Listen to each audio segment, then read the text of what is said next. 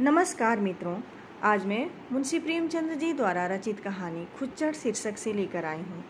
मित्रों, अगर आप लोग मेरे चैनल को सब्सक्राइब नहीं किए हैं तो आप मेरे चैनल को सब्सक्राइब जरूर कीजिए ताकि मैं पूरी कहानी आप लोगों तक पहुँचा सकूँ। प्रस्तुत है कहानी। कुंदन लाल कचहरी से लौटे तो देखा कि उनकी पत्नी जी एक कुजड़िन से कुछ साग भाजी ले रही हैं। कुजड़िन पालक टके सिर कहती है, वह 1.5 पैसे दे रही है। इस पर कई मिनट तक विवाद होता रहा। आखिर कुजड़िन 1.5 ही पैसे पर राजी हो गई। अब तराजू और बाट का प्रश्न छिड़ा। दोनों पल्ले बराबर न थे। एक में पसंगा था, बाट भी पूरे न उतरते थे।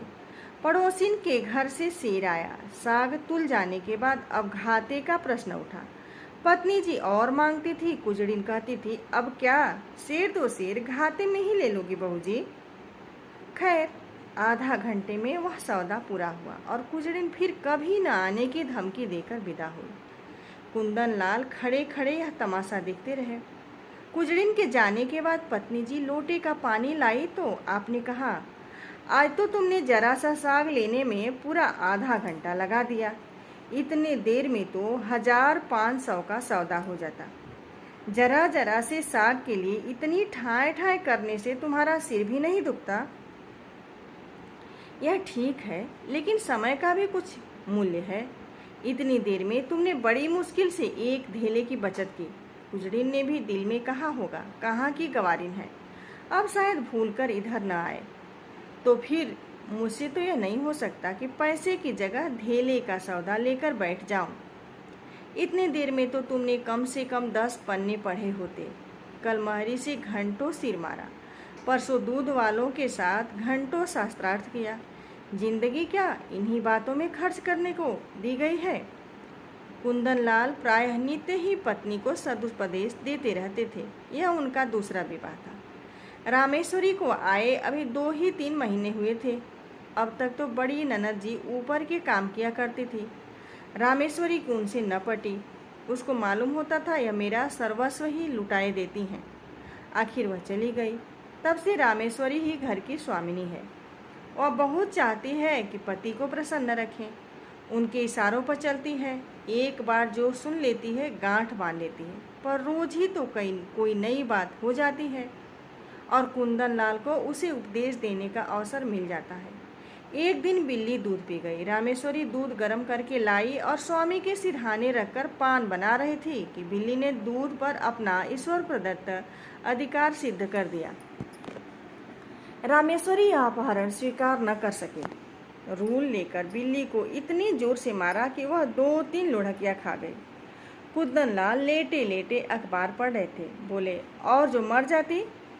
रामेश्वरी ने ढिठाई के साथ कहा, तो मेरा दूध क्यों पी गई?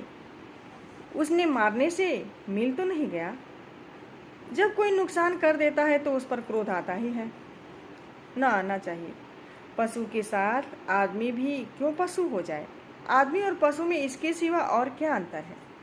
कुंदन लाल कई मिनट तक दया, विवेक और शांति की शिक्षा देते रहे, यहाँ तक कि बेचारी रामेश्वरी मारे ग्लानि के रो पड़ी। इसी भांति एक दिन रामेश्वरी ने एक भिक्षुक को दुत्कार दिया तो बाबू साहब ने फिर उपदेश देना शुरू किया। बोले, तुमसे न उठा जाता तो लाओ मैं दे देती हूँ। तुमसे न उठा जाता तो लाओ मैं दे जाऊँ। गरीब को यूं न दुत्कारना चाहिए। रामेश्वरी ने त्योरिया चढ़ाते हुए कहा, दिन भर तो तांता लगा रहता है, कोई कहाँ तक दौड़े। सारा देश भिखमंगों से ही भर गया है शायद। कुंदन लाल ने उपेक्षा के भाव से मुस्कुराकर कहा, उसी देश में तो तुम भी बसती हो। इतने भिखमंगे आ कहाँ से जाते हैं? ये सब काम क्यों नहीं करते? कोई आदमी इतना नीच नहीं होता जो काम मिलने पर भीख मांगे। हाँ, अपंग हो तो दूसरी बात है। अपंगों का भीख के सिवा और क्या सहारा हो सकता है? सरकार इनके लिए अनाथालय क्यों नहीं खुलवाती? जब स्वराज हो जाएगा तब शायद खुल जाए, अभी तो कोई आशा नहीं है।